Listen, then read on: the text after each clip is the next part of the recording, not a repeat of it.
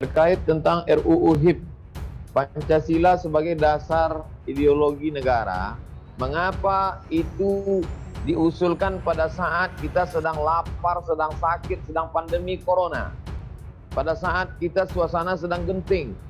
Ada apa? Oleh sebab itu umat Islam biasanya akan bersatu ketika melihat satu musuh yang sama. Sebelum lanjut, jangan lupa klik subscribe, like, dan nyalakan lonceng notifikasinya agar tidak ketinggalan video-video terbaru lainnya. Ustadz Abdul Somad sebut RUU HIP kerdilkan Pancasila.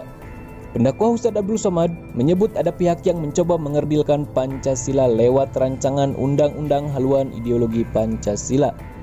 UAS mengaku khawatir Pancasila yang selama ini menyatukan umat berbeda agama di Indonesia lama-kelamaan akan hilang karena disederhanakan menjadi Ekasila di rencana undang-undang itu.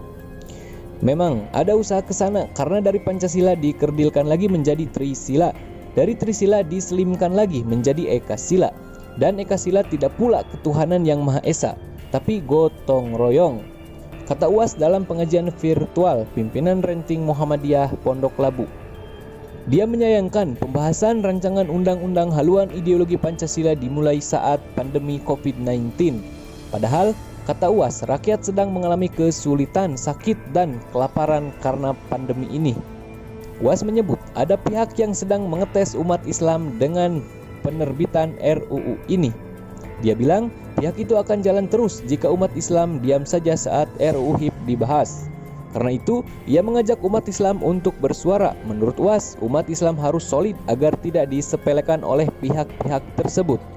Oleh sebab itu, perlu juga menampakkan taring kita bahwa kita singa bukan ayam, tuturnya. RUU HIP menjadi salah satu draft yang dibahas oleh DPR RI.